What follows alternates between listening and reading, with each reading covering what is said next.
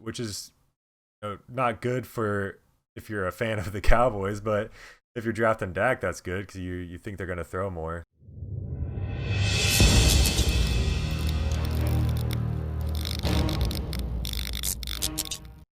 What's up, Fackers? We are back with our Fantasy and Chill 101, counting down the top 101 fantasy football players for the 2020 season. Number 56 on the countdown is the quarterback for the Dallas Cowboys, Dak Prescott.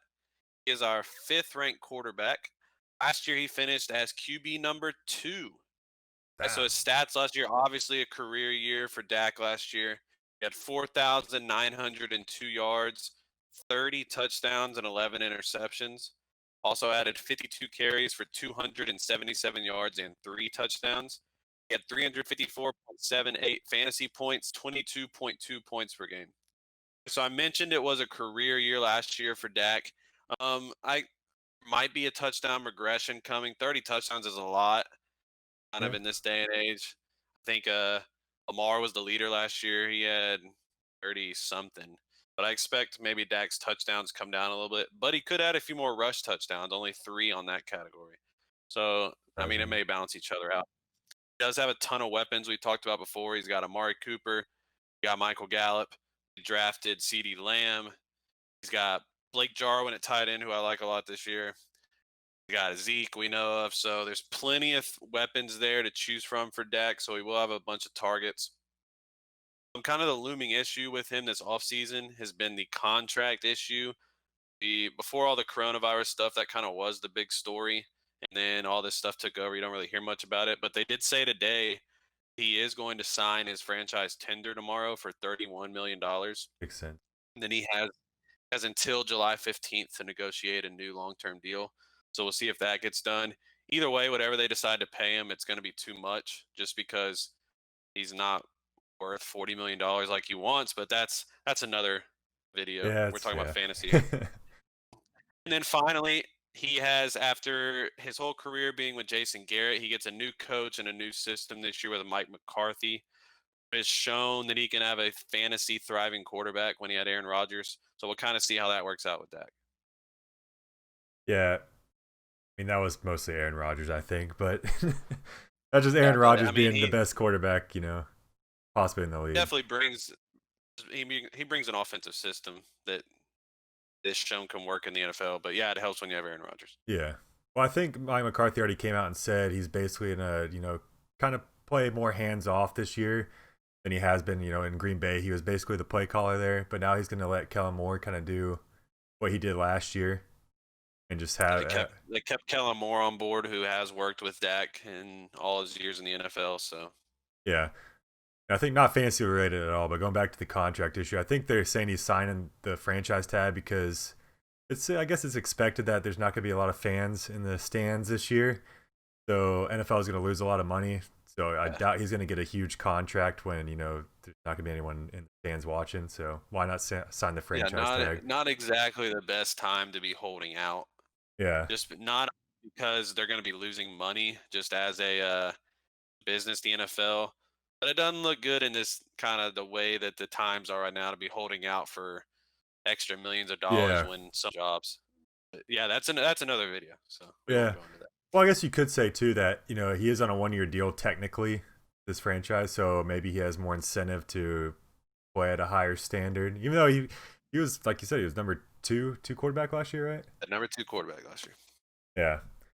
So I guess going back to fantasy though, yeah, you could kind of tell the Dallas Cowboys like reinvigorated their offense once they handed it over to Kellen Moore. Kellen Moore, right? Yeah. For some reason, I thought I was saying his name wrong, but yeah, I was looking up some stats too after, like, before he was the offensive coordinator, and it's pretty crazy how much it changed once they gave him the opportunity to call the plays. Like, they were basically just handing the ball off to Zeke the entire time. They never finished top 10 in pace, which is basically how many plays you run per se, or how many seconds it takes you to run a play. They were never up top 10 the past 20 years. Until last year, they were number 2 in the league, only behind Carolina. Which makes sense that he was able to throw for almost 5,000 yards, and they still keep Zeke heavily involved. So Yeah. Yeah, They're a high powered offense. yeah, he shattered his attempts, career attempts per season by like 70 more attempts. Last year he threw for 596 times. Before that it was 526. So they definitely want more high powered offense. They're kind of more aggressive now, letting Dak kind of run the show a little bit, which is good for fantasy. And you saw last year it was. Just can he keep it up this year? You're basically buying him at his ceiling right now because he's coming off a career high. So do you think he's worth that ADP, which is around 50 to 60?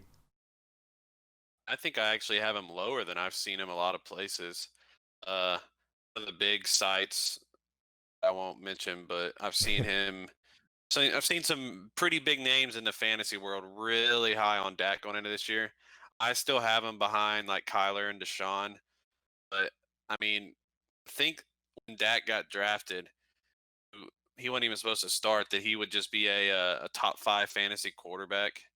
Pretty crazy to think about. Yeah. You saw Romo, like how he thrived in that offense, kind of slinging it everywhere. And that's kind of what they're going with Dak now, it seems like. But it's such a small sample size. We've only seen him like this for 1 year. So I don't. Yeah, I don't gonna be top two again just because as long as Lamar and Mahomes stay healthy, I don't see any way they don't finish top two. Yeah, He that's true. definitely has. I mean, he's right there with the guys to finish three. I wouldn't be surprised if he is three. He's kind of he's got such a high floor because not only does he add the rushing every now and then, but just like we talked about, their offense is going to be so high powered, and he has so Yeah, many options to go out and not have a good fantasy game just because like you're going to score a lot of points. yeah. But kind of like we mentioned, like I'm not really paying too much attention to his ADP because it's really not going to fluctuate. Wherever we talked about last video, I think it was last video with Russell Wilson. Wherever Wilson, Kyler, Deshaun Watson, wherever they all get drafted, Dak's going to go where they get drafted too. There's going to be a quarterback run.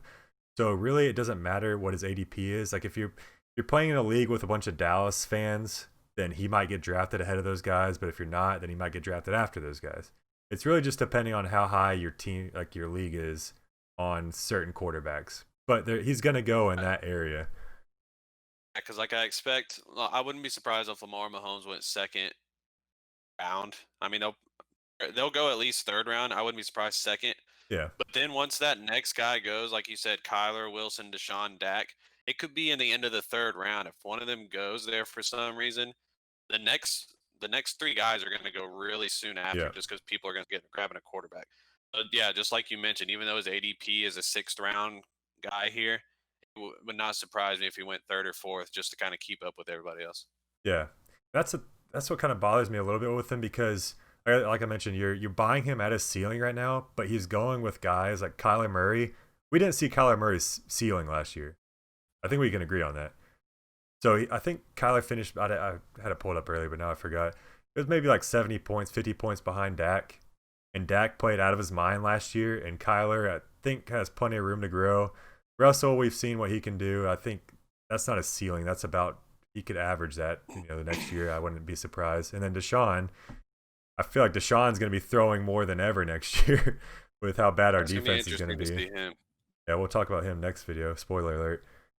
But yeah, I don't know if like I like Dak, but I think, like I said, you're buying him at a ceiling, so I don't know if it's worth grabbing him over these other guys. Yeah, it's such a tricky spot to be in because we've mentioned this almost every video, but I really don't mind if you grab Lamar Mahomes super early. If you're going to grab one of these next four guys with where you have to take them, I think it'd be best just to wait out those four guys and get one of those next tier guys that we've talked about already, like a Josh Allen, Matt Ryan, Daniel Jones, Tom Brady, Aaron Rodgers, Drew Brees. In the next, you can wait. You can probably wait on them till like the ninth or tenth, eighth round, somewhere in Yeah. there. Well, the problem with that is though that these four guys we're talking about, three guys, four guys we're talking about, is that's kind of the end of the rushing quarterbacks, unless you Yeah, count. you're not going to get the rushing upside that we've always talked about as such a huge advantage in fantasy, but that's kind of, it's just what are you willing to pay for that rushing Yeah, upside? and I think that's why Josh Allen's going to be kind of a value this year. But we already did a video on him.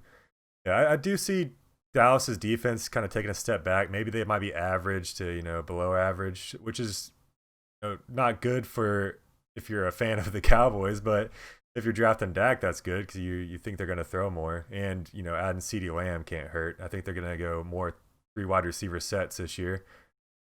He's not Randall They Cobb. He's better. So should be, if anything, they should be a fun team to watch. And if you have any of those guys in fantasy, you're gonna enjoy watching them. They're gonna put up points. yeah, like you mentioned, his floor is going to be pretty high. So you're not going to have any like a bust risk with him. He's going to get Yeah. you points. Now, will he finish below his ADP? Possibly, but he's not going to lose you your league. So Right. I it's don't think there's any way where he doesn't finish as a QB1. So you're yeah, safe yeah, there with definitely. him on your team. It's just once we start talking about drafting a quarterback like this in that third, fourth, fifth round range, it just becomes a little tricky. Yeah, I definitely agree with that. Yeah. All right, let him know. All right, so is he worth the risk? Actually, no risk. I'm just saying where you got to draft him. As far as a player, he's not risky at all. He's Yeah, yeah. not a quarterbacks. But Dak Prescott, our fifth ranked quarterback, number 56 overall. Yeah.